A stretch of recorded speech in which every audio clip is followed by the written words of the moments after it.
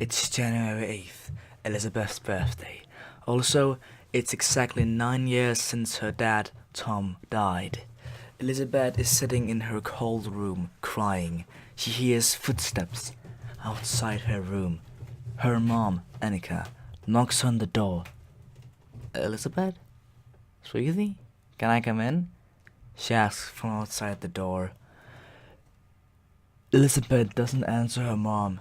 Annika says and says, one for no and two for yes. Elizabeth knocks on the wall behind her 2 times, and Annika opens the door and walks in. Elizabeth, are you okay? Elizabeth just looks at her mom as if to say, does it seem like I'm okay? Annika shivers slightly and asks, aren't you freezing? Why don't we turn up the heat? Elizabeth shakes her head, and Annika saying, okay, honey. I know you're scared that it might start a fire, but Annika starts talking since she almost got into the dad subject. Elizabeth looks down and whispers, I wanna be alone. Annika looks at her daughter and hugs her. I promise it wasn't your fault, Elizabeth tries to make her mom let go of her and whispers, go out, Mom. Annika gives up and leaves the room, closing the door. Elizabeth walks over to the window and looks outside. Rain, rain, rain and more rain. I hate rain, Elizabeth says to herself.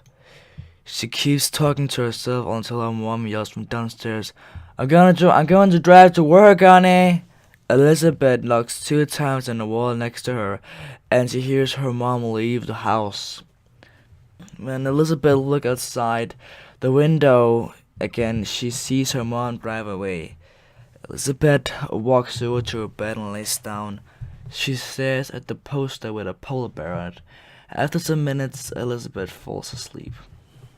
The next day, Elizabeth wakes up and looks outside the window and sees Annika's car on the driveway. But something that makes Elizabeth freeze. Inside the car, she can see her mom. Elizabeth look at the clock that's hanging on the wall behind her. It's almost 9 a.m.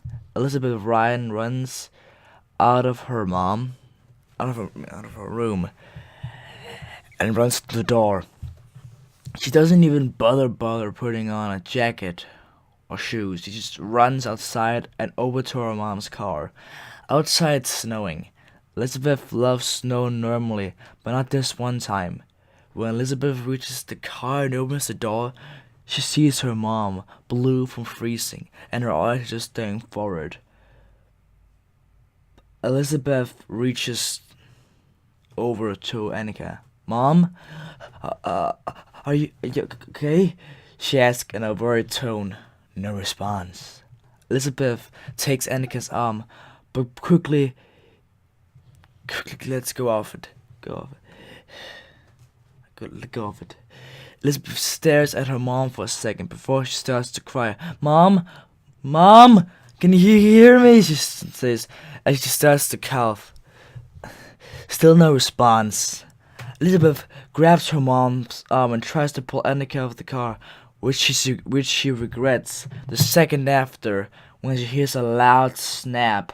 Elizabeth falls back and something rolls out of the car and lands next to her hand. It was Annika's arm. Elizabeth screams and quickly gets up. Elizabeth stands there, staring at the arm, the frozen blue arm. Then she runs, not knowing where, but somewhere. Behind her, she can hear the barking of dogs and the screams of people just seeing Annika's dead body. Elizabeth starts to cry again and keeps running, faster and faster until she trips over something. She looks at what it was and screams in horror. There, by her feet, is the arm of Annika. Elizabeth is too scared to move, but she's even more scared that it might move. She laid there, staring at the arm.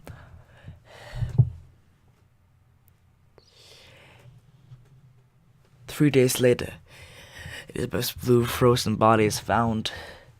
She's still alive, but she's talking about some weird alien that apparently appeared out of nowhere.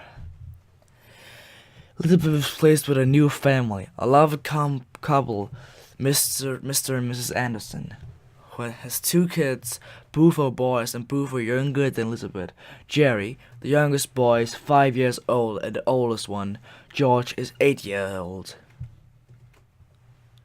Elizabeth doesn't like them. They keep calling her Ellie Betty, which annoys her, but she doesn't say anything since she knows that they won't stop. After the 3rd day at Anderson's house, when everyone is asleep, except for Elizabeth, she goes into the boy's room. She walks over to George's bed and covers his mouth, which causes him to wake up. He tries to scream, but since Elizabeth is covering his mouth, all that is heard is a quiet Elizabeth smirks and whispers, "Are you warm? Let me cool you down." Then suddenly George turns into the same blue color Elizabeth's mom was when she found her dead in the car. Elizabeth can feel how George's skin suddenly turned cold as ice, and she walks over to Jeremy's bed. But right before she can cover his mouth, he wakes up and sees his brother and Elizabeth. He screams, and Mr. and Mrs. Anderson run into the room and sees George's blue frozen dead body. Then they see Elizabeth standing by Jerry's bed.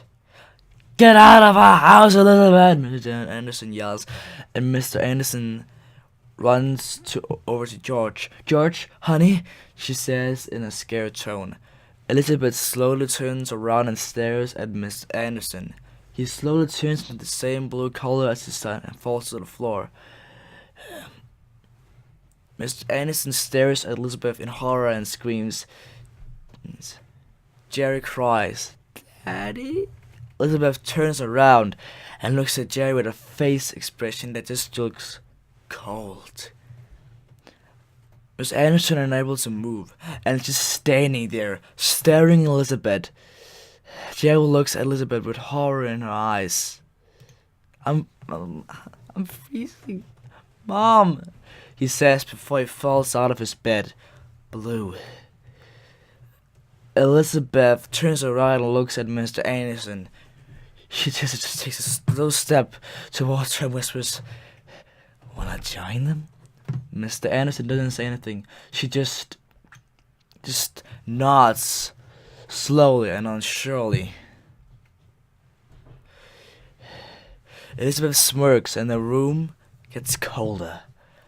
I'll make you turn